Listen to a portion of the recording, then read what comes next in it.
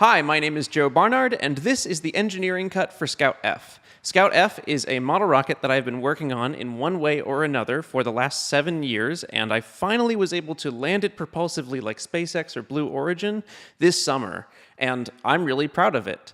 The good news about that is that I got to put together a really fancy, well-shot, well-cut video that, appeals to a lot of people. The bad news is that avoids a lot of the really cool nuance of an engineering project like this. I want to be able to talk about all of the design decisions that I made and all of the nuances that led to those decisions. And that's the point of this video.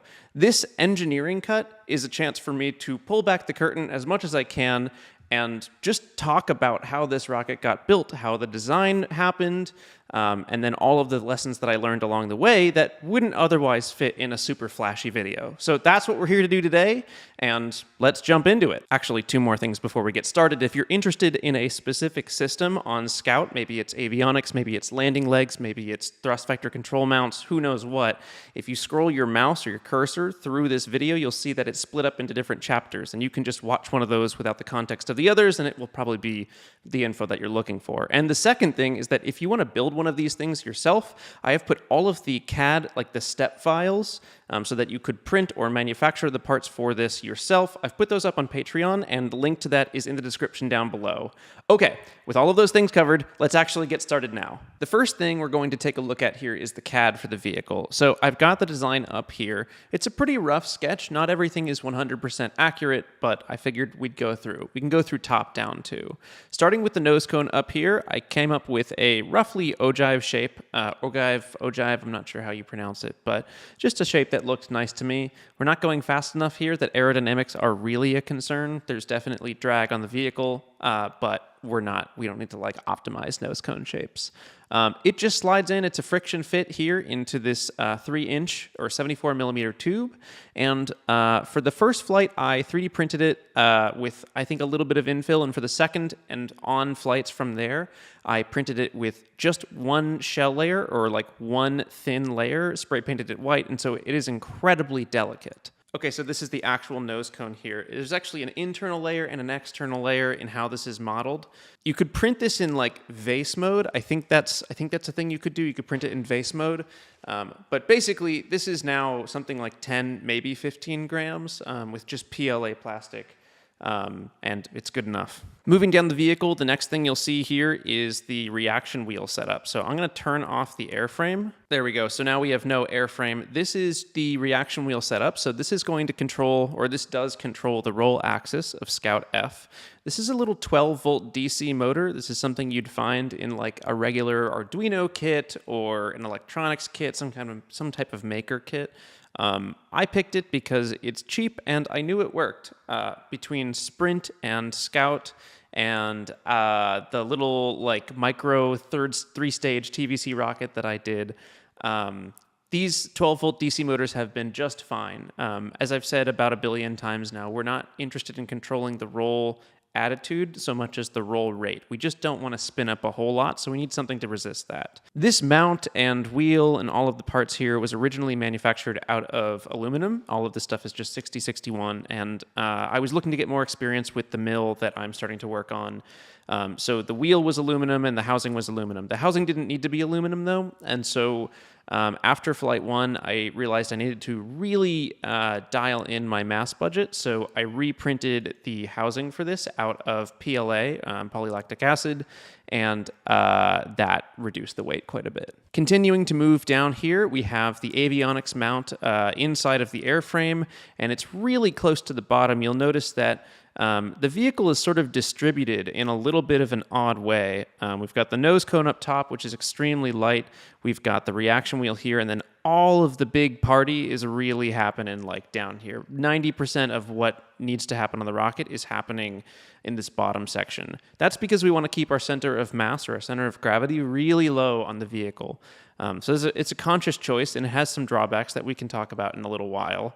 But basically, the avionics mount goes here, and it's not modeled in this CAD right here, but we actually take one of these carbon fiber spars, and we stick it out of the top of the avionics mount, and that's where we house the telemetry antenna and the GPS antenna. Longtime viewers of the channel will know that I sometimes have trouble getting telemetry and GPS to play nice together. Even though they're on vastly different frequencies, they can fight a little bit. So we put these things on a pole that extends from the avionics mount, and that actually has helped a whole lot in improving signal for both of those devices. The landing legs here are modeled in their up position. I actually have them modeled in the up and down position. Here we go. So this is legs up and then legs down. You could put these on like proper hinges and actually model the assembly correctly. But the legs are not modeled too much. The biggest detail part is really this leg base here. We're going to talk about this more in the landing leg section of the video, but this leg base it's a lot. We'll talk about it more. Just stay tuned. Okay, so we've got the legs here. We've got the leg strut, and then inside here, you'll start to notice that the strut and the TVC mount are actually attached with the same screw. I'm going to go ahead and turn off this airframe piece so you can sort of see through the vehicle. If you see what I mean, there's this ring. This is all aluminum, 6061. There's this ring that takes the brunt of the force of the struts. This is when we touch down, there's a lot of sort of compression load on these struts, and it goes right into this aluminum ring. The TVC mount is designed to be attached at this same point. This is true for Flight 1 and Flight 2. We did use this TVC mount, and it was attached here. But for Flights 3 and onward, we actually moved the TVC mount, and we'll talk about that in a little bit too. In terms of the mount itself, I've got it isolated here. So there's a bunch of stuff going on. We have 4 servos involved in this, and that's because there are 2 systems. One of them is actually gimbaling the motor, so that's pointing it in different directions, and so that's this servo right here, and the one that's in the back right here. We have it set up in what I like to call an onion gimbal, which means there are 3 parts. There's a sleeve and an inner gimbal part that actuate on one axis. I think I actually have the joint set up for this. Do I? No, I don't think I do. Either way, we can rotate the inner gimbal and sleeve on one axis, and then we can rotate the inner gimbal and outer gimbal on the orthogonal axis, or 90 degrees to the other one. So you get the full range of motion, you don't stress any servos, and although it costs a little bit more space than doing them in the same sort of gimbal setup, it's an approach that I like. This mount got used for Flights 1 and 2, as I mentioned, and then we redesigned a different mount for Flight 3. I promise we'll talk about that in a little bit, but before we get to that, when we go down here, you'll see there's the attachment for the other motor. So this is the ascent motor on the bottom, and the landing motor is attached into the mount here. We just use like a friction fit for that. But the ascent motor gets this weird sleeve-looking thing that attaches to the throttling mechanism on the landing motor. So this is a section view of what the TVC mount looks like, which means we sort of just like intersect the CAD and look inside of it. So we have the 2 servos here that are actually controlling the throttle arms. I'm not sure why they're not showing up here, but you'll see them in a little bit. We have 2 throttle arms that move in and out. You've probably seen this by now. And these are the servos that control it. They're just attached directly to the motor with a little bit of a sleeve assembly. And part of this sleeve assembly provides a decent interface point for this ascent motor attachment thing. It's a very passive attachment, but what we want is that when the ascent motor is pushing up against that throttle section, we want really good contact. That ascent motor can't be like wiggling around. It doesn't look that smooth in this model, and I think it's not. I think it's because this model isn't fully up to date. We have a second model of all of the throttle mechanism stuff, but these seat really well together. Once you factor in all of the print tolerances, these things seat really well together, and it allows the motor to also slide right off. So on ascent, you could whip the motor around a bunch, and as long as it's burning, it will stay seated against the landing motor. But that's sort of the reasoning behind that. You can turn analysis off. And that's pretty much the thrust vectoring mount. Of course, that is not the full story, though, because we made a second TVC mount after Flight 2. The idea was that there's a lot of wiggle in this design right now because it's printed out of plastic. And so what I wanted to do is make an entirely aluminum TVC mount. I'll just say here, this approach, the decision I made to do this was a little bit misguided. I partially wanted to just get a lot of machining experience, and I thought it would be fun and interesting to try and challenge myself to make an aluminum TVC mount. Ultimately, I don't think it was worth doing. You could totally get almost exactly the same results with plastic. The real problem showed up with the servo horns here, which are modeled in gold. These were really, really bendy on the BMS A10H servos that I really like. Those are the fancy Bluebird servos. And upgrading to a metal horn servo would have fixed probably 90% of the problems that I had with the sloppiness of the mount. That said, let's look at the metal TVC mount. I've got it modeled here, and you'll notice it's a little bit different, and there are some parts that aren't showing up exactly as I want them to. This is a little bit more accurate. I moved over to these HV93i servos. I believe that's what they're called, but these are MKS servos. They are just gorgeous, and they're like $80 a piece. They're incredibly expensive, but their response time is very, very good. All of the internal gearing is metal, and they provide these really high tolerance arms with their servos, or you can buy them separately, that are also metal. Also, MKS produces a bunch of actuators that I want to use in the future, and so it was kind of like well, I know I'm going to be using this down the road, so it makes sense to get some experience with it. Either way, let's walk through this mount here. It's the same type of design fundamentally as the other TVC mount, but we've changed a few things. So it is an onion gimbal, but we've changed most of the screw hardware to M2 instead of M3.5 because aluminum is a lot stronger than plastic, and so we can afford to really cut down on the amount of material. The mount still is a little bit heavier than the plastic version, but it ends up being just as strong because all of the parts are metal. Another thing you'll notice is that the push rods here are just big pieces of aluminum. We're not using that steel wire anymore. That was another source of the springiness for the past mount, is when you use these little steel wires with Z-bends in them, the Z-bends end up acting, I mean, they are springs. It's pretty much you're just adding a spring to your system. So the solution was kind of brute force it, design in a piece of aluminum that sort of press fits or screw fits or friction fits into these like actuation points on the mount. So we've got an attachment point here, and these right here, although my model is kind of freaking out, but these are very rigid. They're not going to provide any springiness to the mount. There we go. Can reset the model. In terms of interesting things, there's not a whole lot else going on with the mount. I did opt to move the servos up to the top. So another difference between these two designs is that the servos are no longer on the bottom of the mount. And this is important because it really improves the rotation point. Right now with this setup, you're using this tiny little servo to whip around this big set of motors, comparatively speaking. So when we move the setup up, I don't think I have the ascent motor set up in this model, but right here, we're sort of actuating in the middle, or at least a little bit lower than the middle of the motor. So this is a pretty even distribution because the servos have moved up top, and we can move the throttling mechanism much closer to the TVC mount. So it improves the dynamics generally just because of how it's designed. But then also the metal helps quite a bit. Same throttling mechanism. You can see the throttling arms here.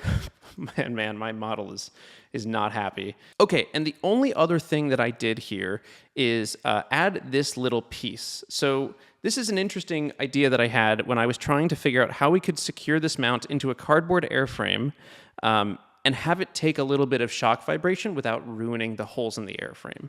So let's go back to this design here.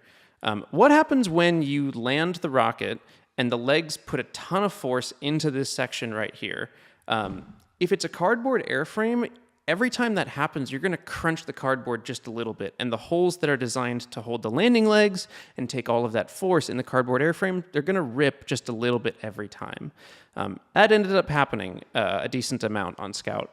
And I thought about the same thing in regards to the TVC mount. If you want a mount that is predictable and isn't going to slide around within your airframe, especially if the mount is mounted at the same point as these landing legs, that's going to happen. You're going to end up with misalignments that you don't want. So what I did here is I modeled these little pieces that basically go on the outside of the airframe. They've got these little points on them, these little grippy guys.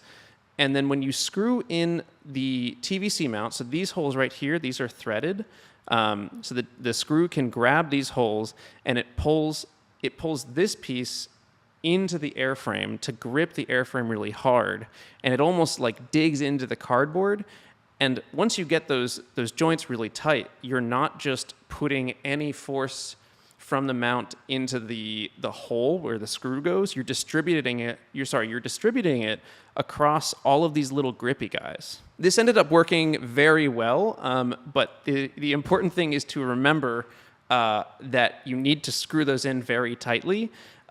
It's really hard to align them all at once. It's a lot harder to see the hole and like get the screw in the right place. And that did bite me. It bit me in the butt one time. I can't remember which flight it is, but we had one flight where the mount was misaligned because I aligned the TVC mount at my house. So I calibrated the mount, made sure it was centered, and then I tightened these little grippy guys in. I tightened them down after aligning the mount, and that changed the alignment. So when we lifted off, the rocket like veered to the aft a little bit. Okay, a couple more things to talk about with CAD here. So we've talked about the rocket. The aluminum TVC mount ended up getting mounted lower than this plastic one. So we mounted it a little bit closer to like here where my mouse is. But that pretty much covers it for the rocket. The landing legs are made of carbon fiber. I ended up including some dampers at the end. We'll talk about this when we talk about the landing legs specifically. But now we can move down to the launch pad. So I have the launch clamps modeled here. I would have loved to use launch clamps on this rocket, but it was not really possible in the current configuration without a decent redesign. And I didn't want to spend time doing that. So I figured, you know what we'll do is we'll just prioritize flying with no wind, and we'll be really careful with the rocket beforehand. So there are no launch clamps holding the rocket to the pad for Scout F. That's why in some of the setup footage, you'll see that there are these like trigger clamps all around the top of the rocket, which is to prevent a gust of wind from possibly tipping the rocket over before it's ready to go. Either way, the other important thing to do with these types of rockets, especially if you are doing dead reckoning like Scout, is getting a really good initial attitude estimate. And so you can do this in two ways. You can either measure really precisely what your angle is and put that into the rocket and tell the rocket you're at exactly 1.875 degrees pitched in this direction, or you can say, assume you're at 0, always start at zeros across the board, and then I'll just make sure that the pad is really level. And that's the approach that I ended up taking here. So this big piece of metal right here ended up getting milled out just for this. I've got the axes labeled here too, and these holes right here, these are threaded. So what you do is you take these M3.5 screws, you screw them down in there, and then as you tighten or loosen the screws, when they connect with these this big yellow plastic piece here, you actually tilt the table one way or another. This would be better with 3 holes because with this you can potentially get one of these holes misaligned, if that makes sense. But it would be better with 3 holes. I modeled it with 4. It works with 4. I'm not a perfect engineer. That's kind of the situation there. And that pretty much brings it to the end of the CAD section, I think. We've got the launch clamps, we've got this little launch table base thing, we've got the table itself, and then we've got the rocket. So let's move on now. The next thing that we're going to talk about is simulation. Okay, besties, it's time to talk simulation. So generally speaking, there are 2 types of simulation that I did for Scout F.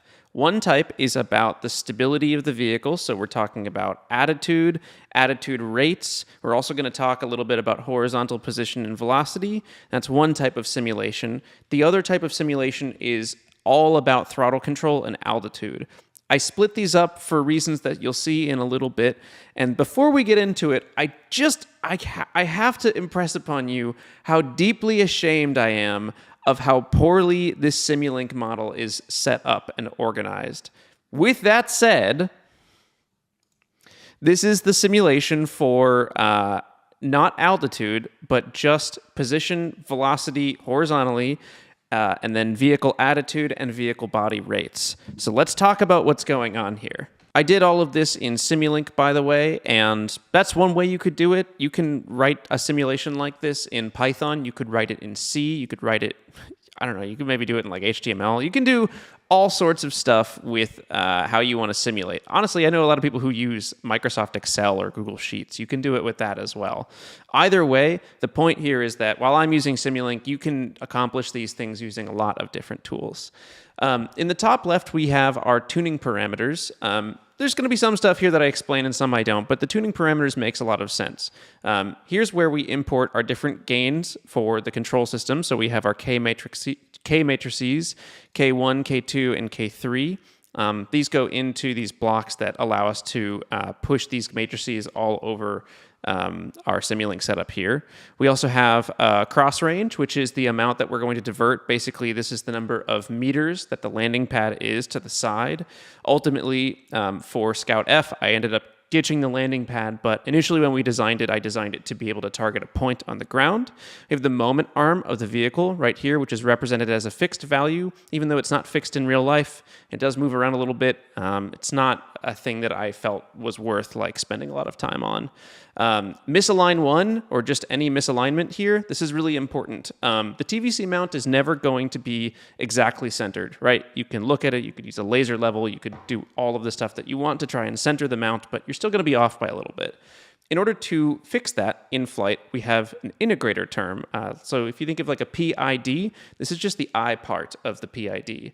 We have an integrator term that looks at our attitude or our attitude rates, and then it calculates the misalignment that we have in the mount. I'll show you how that works in a little bit. But basically, this is we're telling the simulation that our mount is misaligned by negative 0.2 degrees, and we can change this. Mass, this is mass in kilograms, it's just 1. That ends up getting changed in the simulation anyway. And then we have our two F15 thrust curves here. I have them labeled as F15 real TC, but it doesn't matter what they are. The way that we're triggering the second motor is a simple delay, and then we modify it with this throttle value. You can actually see, though, the PID for the throttle control is not connected up to the simulation. That's because while I initially attempted to run all of the throttle control stuff through Simulink, I found it a lot easier to run the throttle control simulations directly on Ava using the software in the loop functionality that I built for Scout E. And that's been so helpful, honestly. So the throttle control stuff is mostly depreciated and is not affecting much here.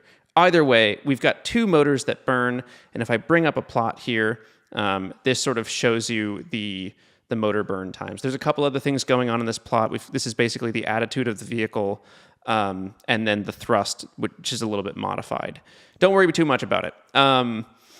This is the heart of our simulation here, which is a block that Simulink makes called the 3DOF, 3DOF, 3 degrees of freedom. What we're looking at here is basically altitude and then movement to the side, but it also represents body rates, attitude, horizontal rates and velocity, horizontal position, and it generates all of those. It's just a bunch of physics stuff in here. It generates those with the upward force, the side force, and then moments on the vehicle, moments in the body axis. Okay, so why don't we zoom out just a little bit? Essentially, the way this works is we run it in a big loop here. So why don't we start off with this block and then move to the side? This block gives us our theta in radians. It gives us our radians per second. It gives us our x and z position in meters, and then our x and this is our x and z velocity, and then our accelerations. We take these values and we create a state vector. So I use a vector concatenate block here, and this is our state vector. So when we talk about state space control, or full state feedback control, that's what we're doing here. We create our state vector, and then we sum a few things in here. This is a whole mess. Again, I want to apologize for the lack of cleanliness in my simulation here, but this is the sim. So we've got what we've got here is a set point generator. So we're generating like the target commands for what the set points are. I'm not sure exactly what's happening here, but we've got a set point that goes up to 2 and then back down to 0. Hard to tell what's going on, but basically this is where our set points come in, and then we also add in some sensor noise. So we inject a little bit of noise into, I believe this is the attitude or the body rates, depending on where in the vector you're adding it, but we're just adding in a little bit of sensor noise here. Here's a really zoomed in view of that sensor noise, but we're trying to trick the control system into thinking that it's flying, and we want to see what a little bit of noise will look like in the control system as well. So adding a little noise is helpful. Our signal then comes in here, so this is still our state vector, and we matrix multiply it with our K matrix. So this is our gain matrix, right? These K matrices are scheduled down here, so we have our first K matrix at liftoff, and then we just use a series of delays and ones and switch blocks to switch these different K matrices. So we go Kmat to Kmat2, and then Kmat3. We actually put Kmat3 in there on ascent for a second. Kmat3 is all about stabilizing the attitude rates of the vehicle. So at the very end of the burn, on ascent, we are trying to stop the vehicle from tilting. I think a lot of launch vehicles do this right before their staging function activates. So before you basically give up your control of the vehicle, you want to focus exclusively on making sure that the vehicle isn't rotating. We're doing that here with these gain matrices. Okay, so now we matrix multiply with this, and you'll see there's also something that comes out of the bottom here that I labeled integrator. What is the integrator? Great question. So the integrator is what deals with that misalignment that we talked about earlier. What we do is we take this down here in a really sketchy way. We pull it into this like demux block, and then we just have a discrete time integrator here with a huge gain. I think it's like 160 or something. Oh, just 60. This is sort of a hacky way of like finding out what our misalignment is by knowing the mass of the vehicle, knowing the general acceleration, knowing what the flight dynamics look like for the first about half second of flight, or 100 milliseconds of flight. And so this scope here shows us what the rocket is thinking.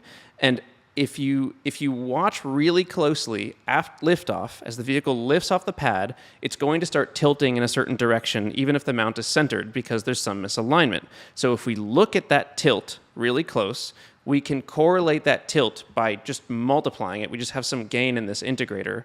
We can look at that tilt and integrate it up until a certain point, and it will arrive at our misalignment so that we can add that back into the mount and basically cancel out any misalignment. So we center our mount in the first half second of flight or so by looking at that tilt. That's what's happening here. So you see this line move up to negative 0.2, and if you remember, negative 0.2 is what we set our misalignment at. So if I were to change that negative 0.2 to, let's say, positive 0.5, I'm going to do that now, get rid of the negative. I'm going to run our simulation again. It's going to take a hot minute. Give it a second. And the simulation's running, and it's done. I'm going to look at the scope again. When it comes up, look at that. Almost 0.5 degrees. The integrator has figured out, using that tuned gain, what our misalignment is. So that is what this little section represents here. Coming over to the left is where we deal with the thrust vector control subsystem. There's a lot going on here. Fundamentally, it's pretty simple, and I model a little bit more than we need to here, but let's talk about it. All of this stuff here is dealing with the torque commands that come out of the matrix multiply block. So when we do our matrix multiply, when we basically multiply our state vector by our K matrix, the output that we get is just two elements. It is the X and Y, or it's the Y and Z, technically TVC servos, but it's not the servo command that comes out. It's a torque. The control system demands a torque on the vehicle, and we can work backwards, knowing our current acceleration, to generate a TVC angle from that torque. So that's why we have these A sine functions. We're multiplying by the mass. We're looking at our acceleration. I'm not going to go too in-depth on this, but there is a way to work out that torque, or work out that TVC angle to get the torque that you want. Okay, so that's what this is dealing with here. We also have a zero order hold. We have a few of these. I think these may be a little bit redundant, but we have a few zero order holds. And what a zero order hold is, a very hard term to say, is it basically creates it takes a continuous signal and it turns it into a discrete signal with a sample time. So our TVC mount doesn't update at 3,000 hertz. There's a certain speed that you can drive this TVC mount, and especially given the wiggle that we were seeing, I had to play around a whole lot with the TVC update rate. So you have to pick an update rate for your TVC mount that your servos can handle so that you can accurately control your vehicle. Anyway, so that's what the zero order hold does. If you look at the input and output, I can actually just show you here. Here's an input. There's another input. And when I open this up and we run the simulation, it might take a minute because my computer's feeling very slow today. Running the sim. Okay, now let's do this. Why don't we zoom in on, let's say, this section. And if we get really close, you can see what that zero order hold is doing. So we have a continuous signal. That's our blue signal. That's the demand from the control system of that much torque. And then we have a discrete signal, which is the output from the zero order hold. So we go bop, bop, bop, bop, bop, bop. It's like a staircase. And that's what actually gets sent. That's representing the discrete function that we call in our code that says update the TVC mount. Okay, moving on. So we've got our zero order hold. We sum in the integrator here as well. So the integrator ending up being like 0.5 or whatever it figures out the misalignment is, that gets summed into the output for the TVC mount. And then there's some really sketchy, hacky stuff that I hate that goes on down here. I'm not going to get too into it. I'll just tell you that it turned out one of the ways that we were able to fix it in software in terms of solving the wiggle problem from Flight 1 is we put a moving average on the TVC output. Do I think this is a good idea? Not really, but it does work. It works well enough, and we just needed to get this thing to work. I built the whole vehicle and then found a problem with it. I would rather be able to fly that vehicle with a hacky solution than redesign it. So that's what this is doing. We're adding a small moving average to our TVC command, and I believe you can see it in here too. Only on ascent too, because the dynamics problem is only on ascent. So what's happening here is the blue signal is our discretized command in terms of degrees for the TVC mount. So this is what we're commanding of the mount. And the moving average is what gets sent to the mount. There's a command that would get sent to the mount, which is in blue. And then we actually end up sending the averaged command to the mount, which makes the mount move a lot smoother. It's a lot less jerky. We're not getting these discrete spikes so much, but it does slow down your control system too. Okay, up here we have Z direction servo, ALMNTTF. This stands for the aluminum mount transfer function. So this is a transfer function that we're pulling from our MATLAB workspace that I generated using the system identification toolbox. I stuck an IMU on the TVC mount, and this transfer function represents the dynamics of what command you would send to the mount, and then what command the mount would actually move to, or what angle the mount would actually move to. So if I put a scope here and we compare the input to the output, once again, my computer will take 6 million years to actually run this simulation, but it'll show you what the transfer function is doing here. So let's say this is a great example here. There's a big discrete spike that we send to the mount. That's this yellow line, right? So we say, I want the TVC mount to go slamming to 5 degrees, but the mount's not actually going to do this. So the blue line represents the signal delay. It represents whatever internal electronics in the servo are going to slow that actuation down. It represents the sloppiness of any type of sloppiness in the mount. It represents any resonant frequencies. That's what's happening here. So we're trying to model the actuator dynamics. Okay, moving on. We have some saturation stuff in here too. The saturation is basically just representing the limits that we have in our system. We can't gimbal to 30 degrees. We can gimbal plus or minus 5 in some cases. In some cases, you can go to 6. So that's the saturation block here. We convert our radians, our degrees to radians, because that's how this block likes to work. And then we convert this TVC angle back into a torque before we put it back into the 3DOF block.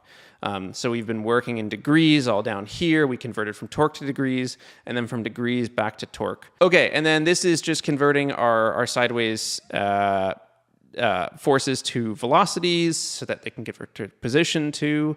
We have this fun, cute little section here called bump. So what bump does is it just has a tiny little blip in it. Why don't we do another scope here, and I'll show you what I mean. So bump, before we put it through this gain block, run it through, and you'll be able to see what this is. Ba-ba-da-ba, please run the simulation. Oh my goodness. Oh, that's weird. Okay, well, it doesn't matter. Anyway, we only do bump once in here, and I'm realizing this may have been affecting our simulation more than I thought. That's probably something I should be looking into. Either way, bump is trying to represent how we don't have fins on the top of the vehicle. So when I showed you that plot earlier, it's a plot of attitude and then just a rough representation of the thrust. See how there's like some turning motion here. This orange line is the vehicle attitude in degrees. So we go almost up to 5 degrees in our coast phase, and then we start going back down. You can change this bump value, and it will change how the vehicle, like, in theory, rotates. So I'm gonna make this value negative now, and you'll see it rotate in the other direction during that coast phase. That's sort of the point of bump, is so that we can simulate, like, can the vehicle, look, the vehicle can't recover from this. We rotate all the way to 40 degrees, and it's just like freaking out trying to get back to upright, and it doesn't work out that well. So that's what bump represents, is just knocking the rocket around a little bit, so that on the motor startup, if we start up at 30 degrees, can we recover from that? If we start up at 40 degrees, we obviously can't. And that's pretty much the simulation here. I tuned these gains all by hand in terms of the different K matrices. They're all tuned by hand. You could use LQR for this stuff, but there's so much nuance in the actuator dynamics and like this moving average nonsense that I found it easier to just tune things by hand. This simulation, though, this needs to die. This is insane. This is like the work of a crazy person. It's such a mess here, and really we should be working with much more cleaner subsystems and things like that. But anyway, that's the attitude simulation. Why don't we look at a much prettier thing, and that's the throttle simulation. Okay, now it's time to talk about throttle control. To begin, we need some type of jumping off point. A common theme that you will see on this channel again and again is that I don't always go for the solution that is elegant and beautiful and perfect and should work every single time. There are so many problems to solve with these rockets that I'm often picking solutions that I know, you know what, it's gonna work well enough, send it. In the spirit of that, I'd like to show you how I came up with this weird throttling approach that has seemed to work well enough. It clearly doesn't work great, but it has worked well enough. Okay, check this out. So, in May of 2019, I did this landing test of the Echo landing vehicle. So I'll just play the clip for you now. But basically, the rocket falls from a drone for about 30 meters, turns on the motor, and it just happens to be almost perfect. It burns out like a half meter above the ground, maybe a quarter meter above the ground. You can see some other clips here. It comes down, it lands, and really what I'm most concerned about, I mean, honestly, with like good legs, it should have just landed, but what I'm most concerned about here is the altitude plot. So with every test, I record data, right? I'm always trying to record as much data as possible, and so I still have the data from this test. So in about February or March this year, I started gearing up for these scout flights, and in part of that, trying to make this throttle control stuff work, I took this data, I plotted it, and then I found a trend line of this like altitude situation. So let me show you how I have set this up. Make it a little bit bigger so it's easier to see. So right here, we're plotting our altitude, which is just a really rough barometric measurement. Gets even a little bit more rough when the motor turns on. You can also see the acceleration on the vehicle. You can see the drag creep up just a little bit here. Once we drop from the drone, start going a little faster. We have the peak of the thrust of the Estes F-15 motor, and then we also have a big shock when the landing legs come out. But you can kind of see what's going on, and you can see where we burn out here too, where we just like hover around the ground. Okay, so a few things that I've done here. The time is not the time on the vehicle. I have normalized the time right around the peak. I have normalized the time so that 0 happens at the peak thrust of the motor. And then I've also made a trend line here that follows the barometric altitude pretty well. So we've got this function up here, 13.5 plus negative 9.62 times x. X is the time in this case, so that's 0, 1, 2. that's seconds after the peak, 9.62, negative 9.62x plus 1.8x squared. And so it's a polynomial. It's a second order polynomial. I use polynomials all over the place. It's honestly, I think it's easier than a lookup table than having to like populate a whole table of data. Just find a line that fits pretty well, and you can use that line as a continuous way to pass data from like one thing to another. I don't know if that makes sense, but you get what I'm talking about. We make a trend line that shows where the vehicle should be at a given point in flight. Now, the important part here is that the trend line is relative to the time of the burn. So by this point in the burn, by like 2.6 seconds into the burn, you should be here. At 0 seconds, you should be at this altitude. The peak time is important because solid motors have a fixed burn time, right? You can't change how long that they burn. You can't change how long they burn, so you have to work within that constraint. And this is sort of the really hacky solution that I came up with. Also, ignore this trend line here, this red one. I think I was trying to like tune different stuff. You can see these rogue data points here, 9.5, 4.75. I think I was trying to like modify this trend line or something like that. Either way, here's our starting point. We have this trend line, and now it's time to take this trend line and use it as a set point for how high the vehicle should be based on the time in the burn that it is. I'll also mention that you don't have to fly a rocket like this. You don't have to do this test to get this type of data. Obviously, it's nice to have real-world data, but in the MATLAB simulation that we just looked at, you'll see these two blocks, out alt set point and out vel set point. These blocks basically record the simulation values, and then you could access them later. Really high fidelity stuff. So let's say we come up with a simulation that looks really good and the vehicle lands really smoothly through that simulation. It's very high fidelity. You could come up with a trend line like this from much smoother data, but it would be from a simulation. So you don't need to fly a rocket like this to get this data, but I just happened to pull it from this because, I don't know, it seemed cool that we could use some old data. As I mentioned before as well, we did try to do the throttle control stuff in Simulink. So I guess I'll just take a look at this and explain what's going on because it's a little bit more intuitive in here than it will be in the code. Basically, here's what happens. This right here is our altitude, and this right here is our altitude set point. So like any control system, we have our position, and then we have our desired position. We subtract the desired position from our position, and we get a difference or deviation. Shouts out, Missile knows where it is. We take that deviation and we put it into the PID controller, and this is the throttle PID. I think it's probably set up, it's set up at 100 hertz here. It's a discrete PID. And so we have our gains here, negative 0.1, negative 0.15, and these gains end up going into the throttle control system. One more thing that I do want to mention here, though, is that these gains are trying to output between 0 and 1, 1 being full throttle and 0 being nothing. They're actually capped at slightly different values. But the output that we want to give to the throttle control, it's a little complicated to describe this. Basically, our nominal throttle is 0.8 out of 1. So it's 80%. That's our nominal throttle. And then we add the PID command to 0.8. So actually the PID output, I think I have the limit set in here. Oh my goodness, please open. Here we go, output saturation. It can go up 0.2, so that's all the way up from 0.8 to 1, or it can go down negative 0.8, and that would take it to 0. That would close off all of the thrust. The reason we do this is that I'm a little bit more comfortable with the idea that we will have to cut more throttle than we will have to add. And we don't want to cut a whole lot because we do have to slow the vehicle down. So 0.8 seems to be a good normalization point where we wouldn't erode those paddles too much. And that's sort of how the PID situation is set up. Again, I don't think this is like the cream of the crop. I don't think this is a really good way to do throttle control. I will tell you, though, it produced results that weren't that bad. So why don't we take a look at a couple of those? Okay, so check out this clip.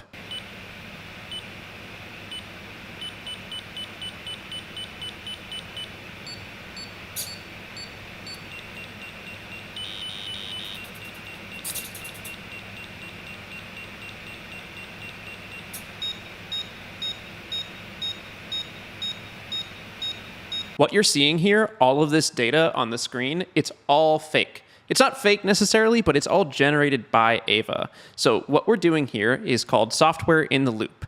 It's a very weird blend of it right now because Ava is running its own software in the loop. But essentially, what you want to do with this is you want to test your flight software, right? And you don't want to test it in flight while you're burning motors and risking, whoever's nearby.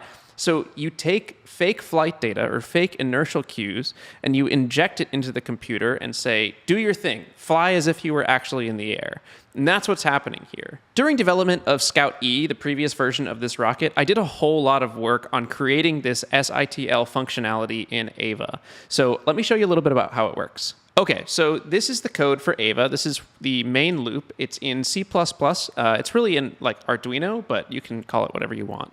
In the main loop, we're calling a bunch of different things, and then we move through the different states of the vehicle. But the thing that I want to show you here is this function right here, or rather these two lines, 112 and 113. So on 112, we have a commented out function that is called SITL nav update, which is the fake navigation computer, and then we actually call nav update, which is the real navigation computer.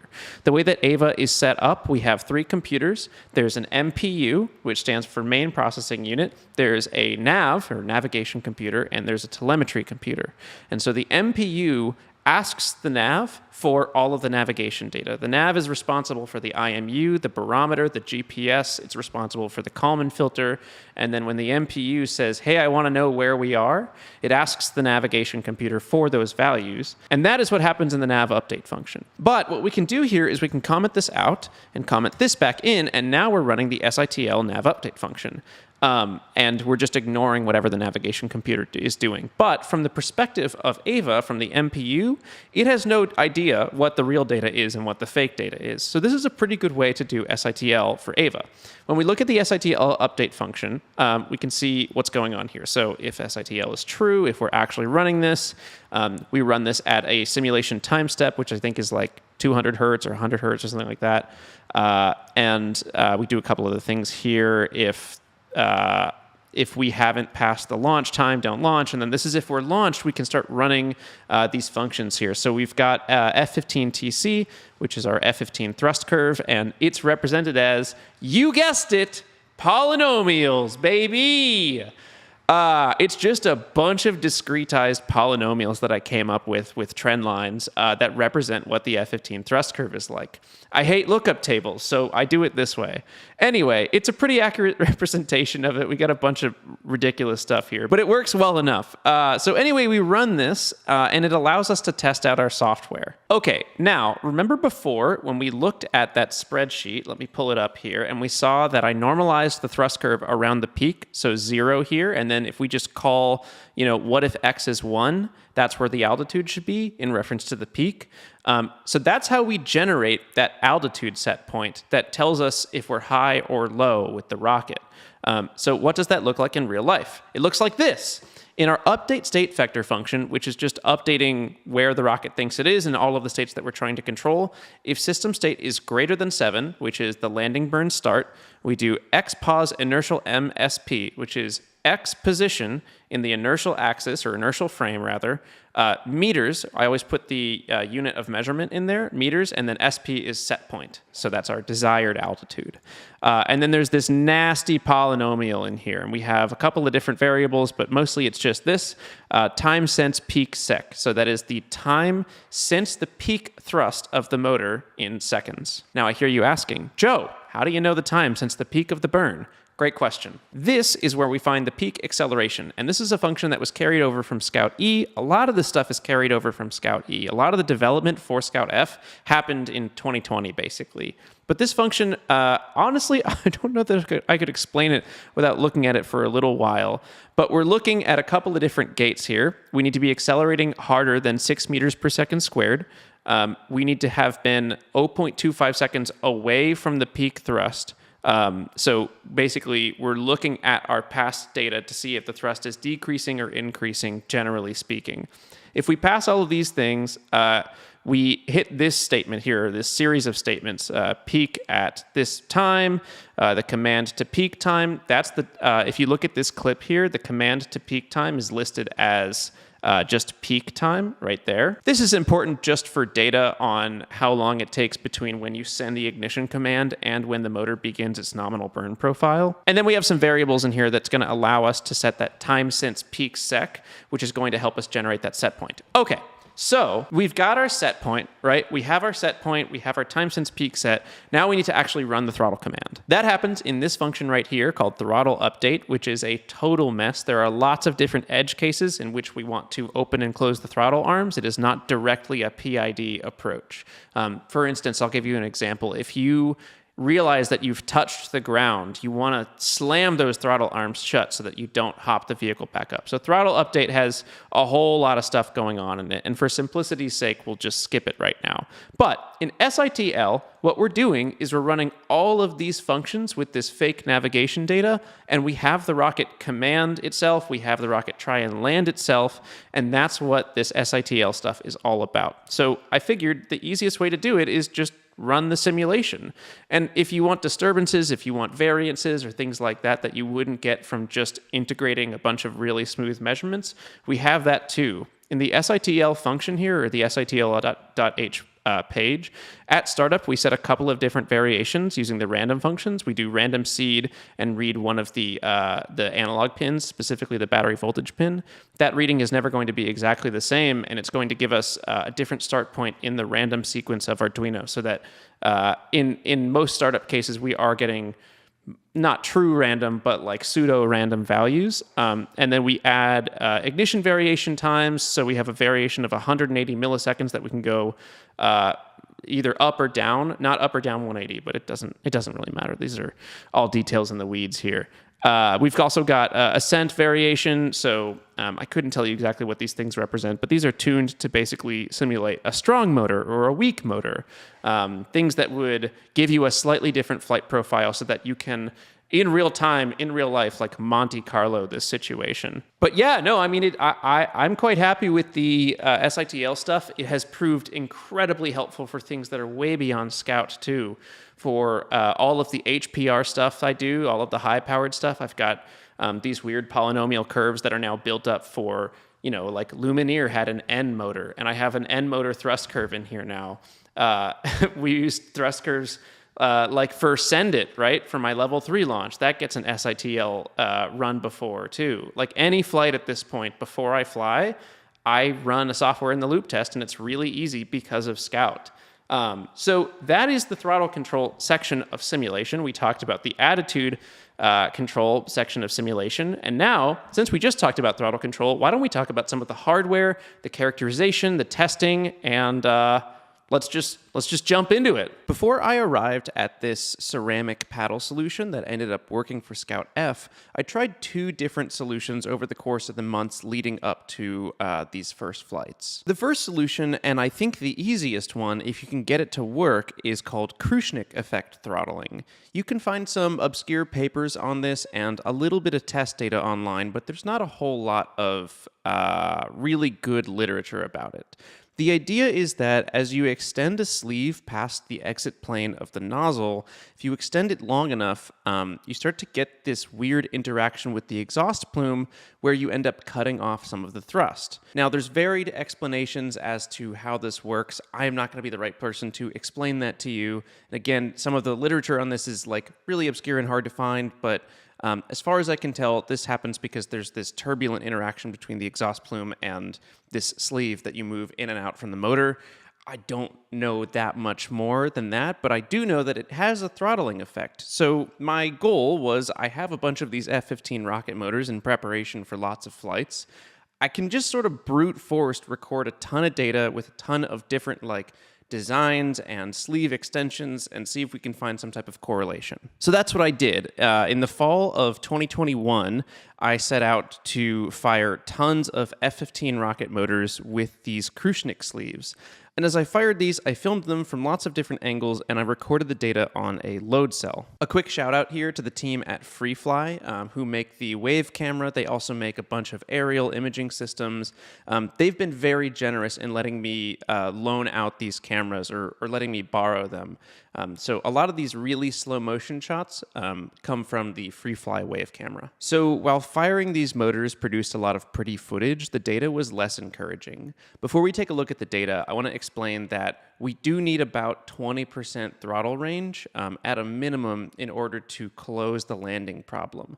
This value was arrived at by running a bunch of simulations in MATLAB and Simulink, where I tried to simulate the expected ignition time deviation and ascent deviation. So basically, that's how high we go, including the variation of the different F-15 rocket motors, and how fast or how slow we can ignite that landing motor. And so that deviation is sort of what sets the limits on how much throttle control we need to make up for those deviations and get us back on a path that lands us just slightly above the ground. Okay, so that's all you need to know. You need 20% throttle range at a minimum for this very specific problem. The bummer here is that we definitely don't get that 20% throttle range. We can almost get to it with that green line. That's the 2-centimeter depth. You can draw some correlations between the depth of this Krushnik sleeve and the actual ultimate throttle percentage or the effective throttle, but these deviations are not that significant. I was really hoping for something more, and as soon as I started to put this data together and compare it with the different lengths of the sleeve, I kind of knew that this solution wasn't going to work. If you had a lot more control over the ignition timing of the motor and over how high you go, or maybe you're coming in from terminal velocity, so you're always coming in at the same velocity, something like this could work. But ultimately, I knew that the Krushnik sleeve is probably not going to cut it in terms of the amount of throttle percentage that you have versus the amount that you need. So we needed a new solution. The next idea I decided to try is essentially PWMing the rocket motor, or pulse width modulation. PWM is used to control servos, it's used to control lots of little electromechanical actuators, but the idea is that you have this fixed frequency pulse, and you modulate the width of that pulse. So let's say that you turn the rocket motor on and off 4 times a second, but the length of that on period or the length of that off period gets modified. So you're still doing 4 hertz, but you're doing 4 hertz with like a... You know what? Why don't we just take a look at the footage and I'll tell you about it more. I figured the simplest approach here was just to shove a piece of metal in front of the exhaust plume. I gave it a little bit of an angle too, and this is where I started getting a little hacky about it, but you want to be really careful not to divert the thrust in any specific direction. You want it to go pretty evenly out. If you divert the thrust in a specific direction, you're creating a torque on the vehicle that the thrust vector control system is going to have to counter. So the less of that, the better. Also, really quick, I forgot to mention this, but the reason for that angle is that when the blocker is under load, the angle should basically become 0. This is why I was saying that I became hacky with it. That's just like, why don't you fix your design so that it doesn't deflect so much? But I was trying to design around that deflection. I'm not that proud of it. I arrived at this design in January, where the best mill I had access to was this little desktop CNC. So I could only make it out of aluminum, or specifically 6061 aluminum, which has a melting temperature that is far lower than that of black powder. I was kind of hoping that I could just beat physics on this one, and as it turns out, usually physics wins. When I tested this little blocker on the stand with a hot fire, it was pretty much no contest. The rocket motor chewed right through the aluminum. And worse than that, it not only chewed through the aluminum, but it started diverting the thrust very aggressively to the side because it chewed out a channel, not a clean cut through the aluminum. When you look at the test data from the load cell, it's clear that the aluminum blocker is working to some degree, especially during the first part of the burn. And you can actually kind of see it modulate the width of that pulse a little bit, but it clearly loses effectiveness pretty quickly. So if you had a much shorter burn, or you manufactured this aluminum blocker out of Inconel or some, super high temperature nickel alloy, this could work. That said, I'm not convinced this was ever a very good idea. It was just a solution that I tried. Okay, now it is time to move on to the solution that actually worked. This is the design that you're probably familiar with from Scout F. It's the 2 little ceramic paddles that clamp down on the thrust of the motor. So here's how this went down. After I did the aluminum blocker, I went on Reddit and just searched for, I actually went on Google and just searched for throttle control solid motors, and I came across this post from almost 2 years ago now, or I guess just 2 years ago. Solid rocket motor throttle opinions, and then this video that shows these little throttle arms that end up clamping down on the exhaust plume of the motor. And I was like, hey, that's a pretty nifty idea. I should scroll down and look what's going on in the comments. And it's me. I totally forgot about this. But yeah, I was a little confused by the thrust data, but overall the design looked really good. This person, Simple Robotics on Instagram, has actually been really nice. I talked to him over a couple of DMs a while back and asked if it was okay if I made a derivative of his design, and he said yes. So I came up with this. This is actually the second version of the design that I tried, but we basically have these two servos that control the throttle arms. I've got them linked in motion right here. This is the second version, I say, because the original version of this did not have this rounded edge here. It was just flat. The reason the edge is rounded is I felt like it would be better for erosion of the motor, and that turned out to be true. So let's take a look at some of the test footage. Actually, before we do that, let's talk about making these paddles too. So the servos are my favorite little Bluebird BMS A10H servos. You don't need servos that are this nice, but a really thin profile is great because this has to still fit inside the rocket tube, and thicker servos are going to impinge on your ability to have decent gimbal range. So I used those servos, and I used them in a 3D printed mount that's just plastic mount. The burn time on these motors is not that long, and so the heat isn't going to soak into that mount until well after the burn. So it actually works fine to just use plastic for that part. But the paddles can't be plastic because they see really high temperatures. So those are made out of high temperature ceramic that I found on McMaster. It's a pretty expensive little 1/2-inch block here, but it does work very well, and the paddles can be reused multiple times. We'll talk about that in a little bit. These paddles got milled on my little desktop CNC. It gets ceramic everywhere, and you got to be really careful about not getting that dust in your lungs or breathing it, getting it in your eyes, any type of orifice, basically.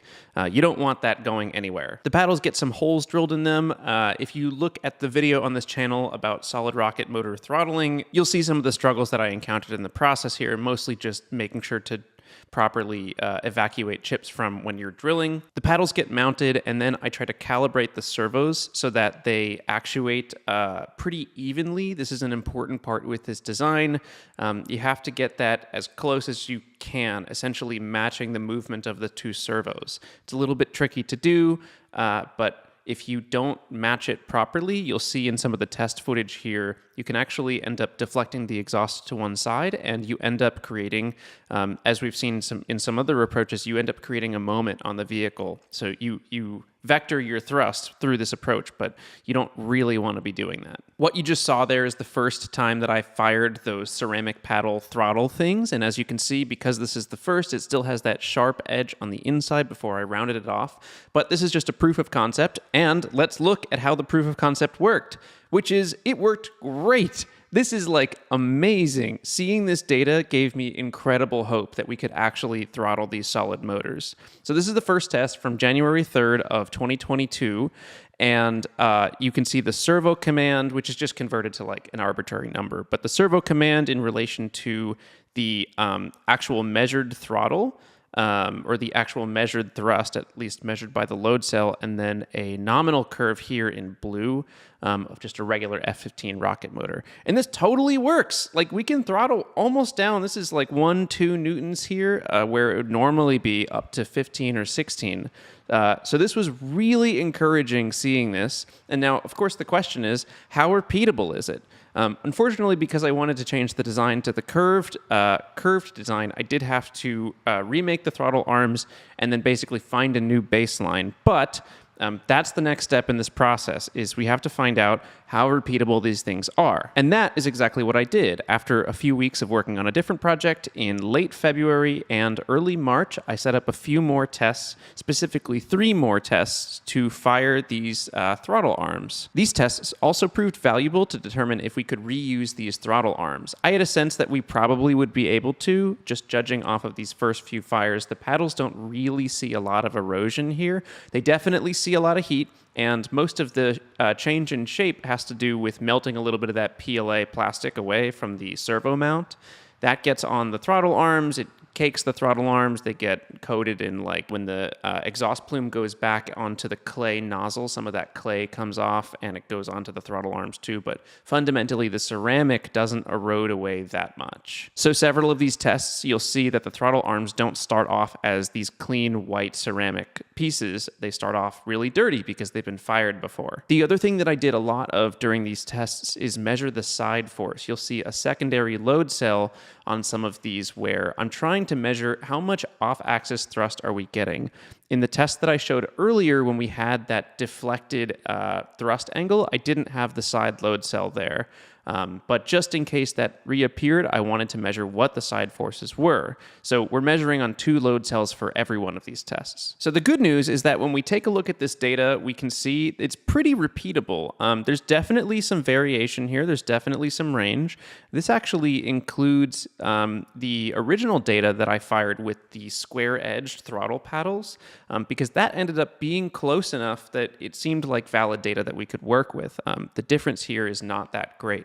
But over the course of 4 different throttle firings running about the same servo commands with slightly different alignments for each one, and of course slightly different rocket motors as well, it turns out that these throttle paddles are pretty repeatable. I didn't have good documentation on which paddles were brand new and which weren't.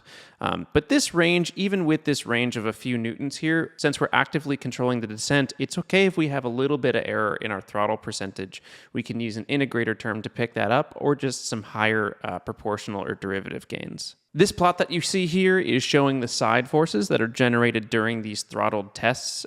This is measured in newtons. On average, the side forces are pretty low, not that bad. So 0.3 newtons seems to be about our peak here. We have a weird blip in, I think this is just a measurement error, sensor error with the load cell. But generally speaking, the side forces from this throttling approach were really low, and that was awesome. I was pretty worried about that.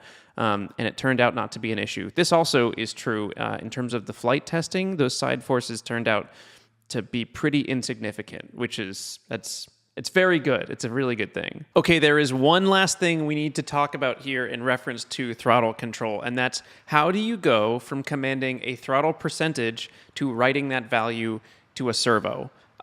So one more time, just look me in the eyes, okay? We're not flying a crewed vehicle. We're not flying some super high-stakes scientific payload. This is a model rocket. I'm allowed to make hacky decisions, okay? So with that said, here's how we do it. There are 2 steps, okay? First, we have to take the throttle percentage and we have to turn it into a distance between the paddles in millimeters. That's at least a really intuitive way to make sure that you can set up these paddles in any scenario, regardless of like how your servos work or whatever, and you have to convert it to a distance. And then the other thing is you have to convert that distance to a command on the servo. Okay, so let's start with the command on the servo part. We'll work backwards. So this is a plot that I made, or a chart that I made, whatever you want to call it, called command cal versus distance in millimeters. Command cal is basically, we have some value that we write to the servo. This is not really in degrees necessarily. It sort of has a reference to, it's sort of in relation to, like, honestly, don't even worry about it. It just is like, it's an arbitrary number. Command cal can go up to like 600 or 800, and it's we add it to the closed point on the servo. So the closed point is like some value, and then we subtract 200 or 400 or 600. And then it translates into a distance in millimeters between the paddles. So when you write one of these commands to the servo, it translates to, let's say, 4 millimeters between the paddles, or 6 millimeters between the paddles, or 8. And so we take all of this data that I measured, and we find a function that defines it, or that can really roughly approximate it. So right here, we've got this nasty polynomial here. It's all polynomials, folks, all the way down. 7.87 plus negative 125x plus 7.23x squared plus negative 0.139x cubed to the 3. So that converts our command for like some distance in millimeters into what the command to the servo is. But how do we find that distance in millimeters? Well, we have a second plot, folks. Up here, we have throttle percent versus paddle distance in millimeters. So in our control system, the first thing that we do is we come up with some throttle percentage, right? The PID spits out, hey, we need to be at 75% throttle, okay? So what happens? We take that 75 right here, we find it on this plot, and we say, oh, 75, we need to have our throttles 5 millimeters apart for us to get 75%. So what we do is we find this data through all of the thrust that we've recorded, all of the throttling tests on the ground, all of these static fires that we've recorded. We can back out these simple functions. This one's an exponent, actually. But it fairly well defines this region of these throttle commands. So if we want 75%, we run that 75% through this function, and it gives us the paddle distance in millimeters. Then we take that paddle distance in millimeters, we run it through this, and it turns into a command on our servo, and voila, bada bing, bada boom, you have servos that give you a throttle percentage. Okay, one more thing just to interject here really quick. This is how we got those distance measurements between the paddles. The paddles have a little bit of slop in them, and so what I did is I applied a bunch of load with my finger to estimate how far the actual distance would be under load, and I just put a ruler up, and then I put the camera all the way across the room with a really tight zoom so that we didn't get any like compression stuff that would mess with it, and that's a pretty good approximation of how I got the distance between these paddles. So that's how it works with throttling. It works well enough. It didn't work amazing. There's a fly in this room somewhere. It didn't work amazing, but it works well enough, and that's what counts. Okay, moving on. I am gonna get this thing. If y'all aren't subscribed to Sport Rocketry magazine, by the way, Sport Rocketry is a really good fly swatter. He's up there somewhere. Nope. Got him! Nice. Okay, no more fly. Next up on the list of things to talk about is TVC, or thrust vector control. This is the hardware that gimbals the rocket motor and helps point the rocket in the right direction so that we can actually land without flipping upside down. Scout F ended up using 2 different TVC mounts, one plastic mount for flights 1 and 2, and then one aluminum CNC'd mount for flights 3 all the way up to flight 7, or the rest of the Scout flights. We'll get into the reasoning for this in just a little bit, but why don't we talk about that plastic mount to start? This TVC mount is printed in PLA, or polylactic acid. It's printed in 3 parts, and although PLA is usually a low melting temperature plastic, I've never had problems with it with the Estes F-15 rocket motor. The 3.5 second burn time means that the heat wave, or the heat pulse, whatever you'd like to call it, doesn't soak into the mount until after the burn is over. So it's never been a problem here. The mount goes together in an onion gimbal setup, as I talked about during the CAD section of this video, and it's pretty simple. Most of the hardware is M3.5, and we have a little pushrod connector, or a little linkage stopper, whatever you'd like to call it, on the sleeve. The servos I used in this TVC mount are the Bluebird BMS A10H servos. It's kind of a mouthful to say, but the servos are great. They're very small, they're incredibly lightweight, and they have really fast actuation time, which is generally why I select them for a lot of my projects. One thing that they don't have, though, is a metal horn. A servo horn is sort of the actuation arm that comes off of the spline of the servo.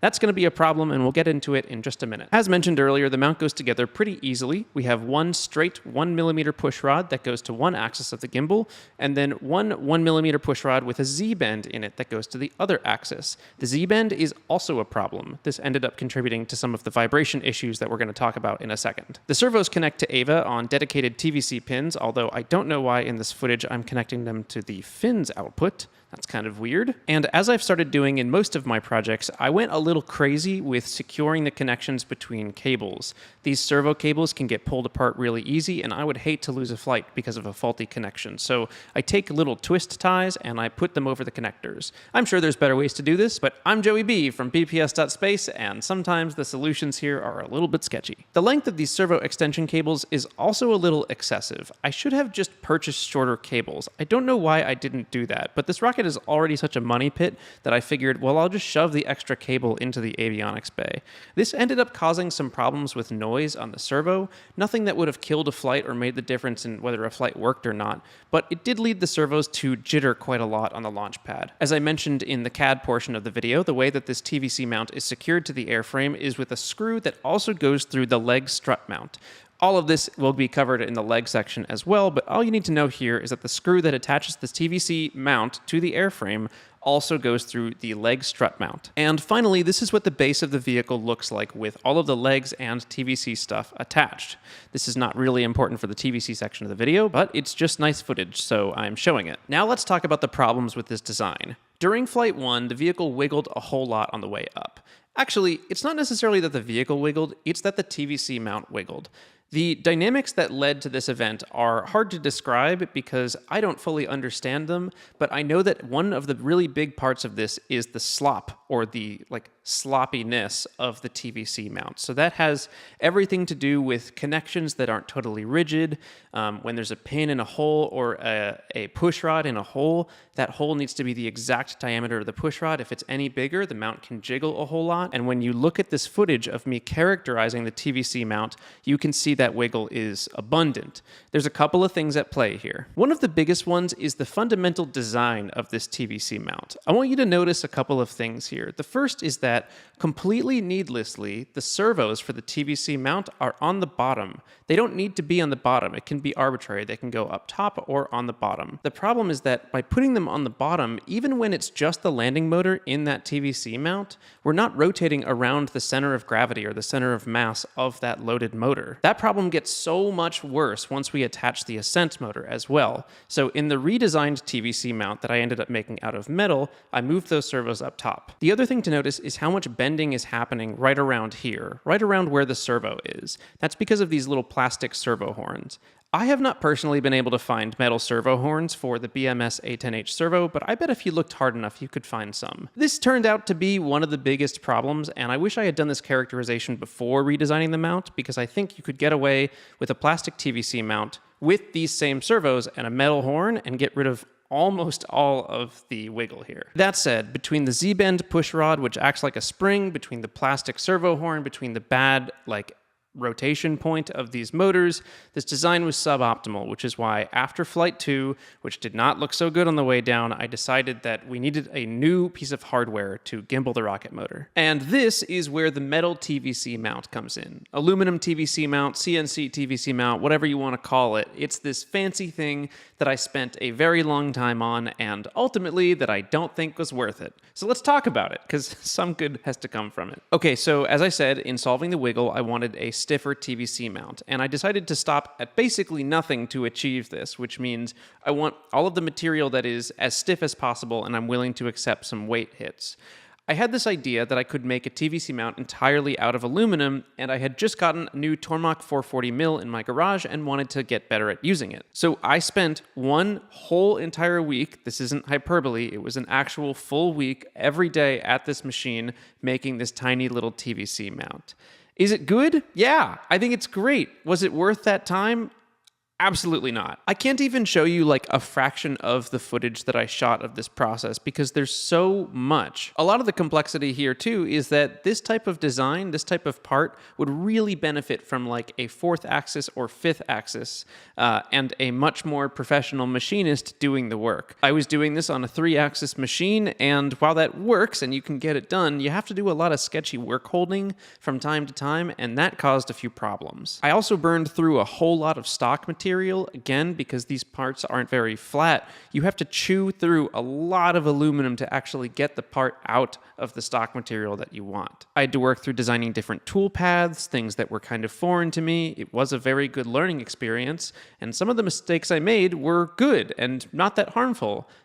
Some of the other mistakes I made were not so good and a little bit harmful.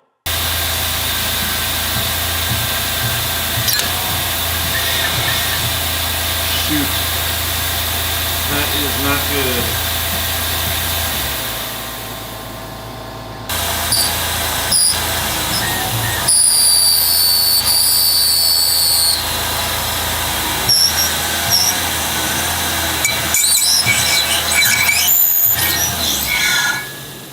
Ooh. Oh boy.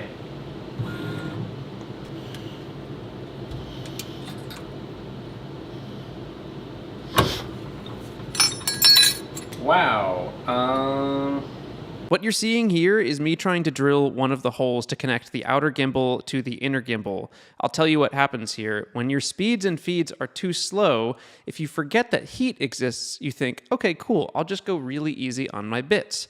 This does not work because heat builds up, and especially in aluminum, which is kind of a gummy material, what happened is I kind of welded the bit to the aluminum. I mean, for all intents and purposes, I don't think I actually welded it, but that bit is permanently stuck in there. There was nothing I can do. I tried a blowtorch, I tried pulling it out with pliers, I tried everything, and that bit was fully stuck inside the mount. So I had to take this piece, which I spent, I think, over an entire day on this outer gimbal, and scrap it, and then make a second one. The parts ended up looking very pretty, and that's good. I mean, they're metal. It makes sense that they would look very pretty. And the whole design, I am pretty proud of. I do think this is a good design. It was not worth the time to solve the problem that I needed to solve. It wasn't just the machining time as well. I also had to tap a ton of holes to get these screws to seat right and to get like the tolerances that we needed. It was really confusing to figure out which holes needed to be tapped and which holes didn't need to be tapped because we're using the screws as a bearing. And I was really nervous tapping these holes because, as you'll see in the leg development process, or maybe I'll forget to put it in, but I broke a couple of taps in the process of doing this. And usually I'm able to get them out, but sometimes you can't get a tap out. When you can't get a tap out, you have to remake the part, just like I already did once with the drill bit. Anyway, the metal mount, as I mentioned before, uses those HV93i servos. They're very nice, they're really fancy. MKS does a great job with them, and I quite like them. Overall, the mount did have less wiggle than the plastic mount, but it was really a function of those metal servo horns and taking the push rods and changing them from Z-bends and metal, like 1mm push rods, and just making these brackets or these like big, thick, aluminum, chunky push rods. That took out a lot of the wiggle. And before we wrap it up for TVC mount stuff here, I do want to talk a little bit about the TVC mount characterization. I took a Bosch B&O 055 IMU and I hot glued it to the TVC mount, both the metal one and the plastic one, just to compare them to measure the performance of the mount.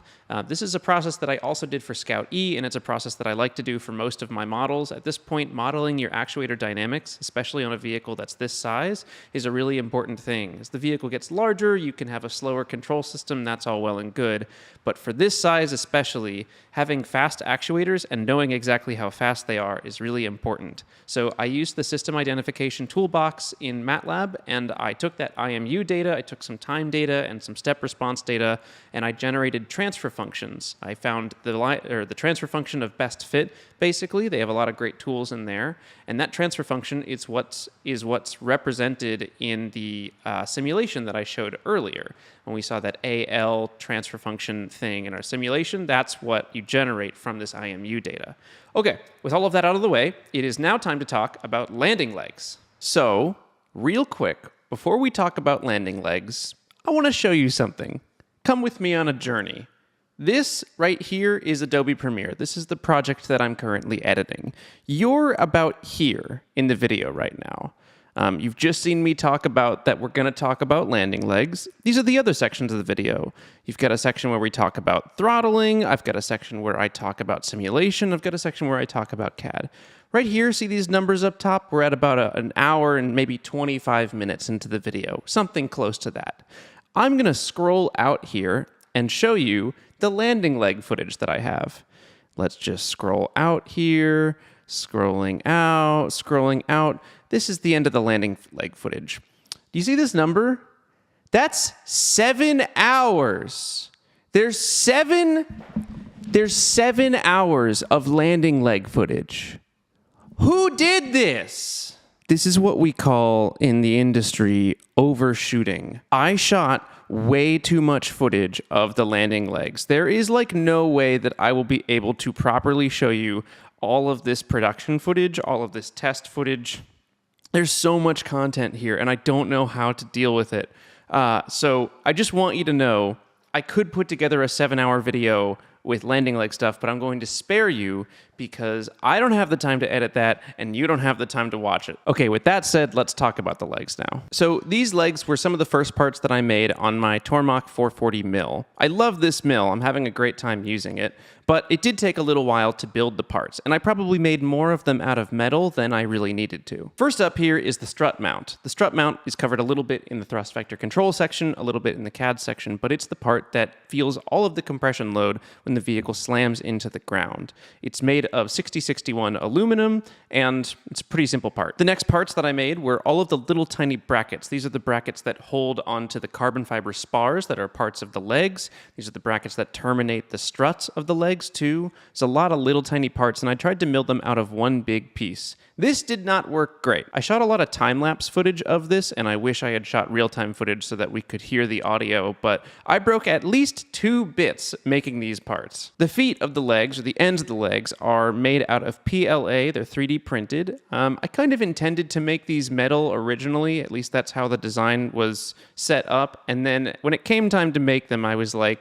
we have enough metal parts on this rocket, we can just make them out of plastic. Next up on the list of parts to make is the leg base, and this piece is kind of a nightmare. I milled it out of 1/2-inch 6061 aluminum stock. I had to make this part 3 times before I got it right. I don't remember what exactly was wrong with the first part. I think we measured our Z height on the mill just a little bit wrong, and we cut through too much material or not enough material or something like that. So that part had to get scrapped.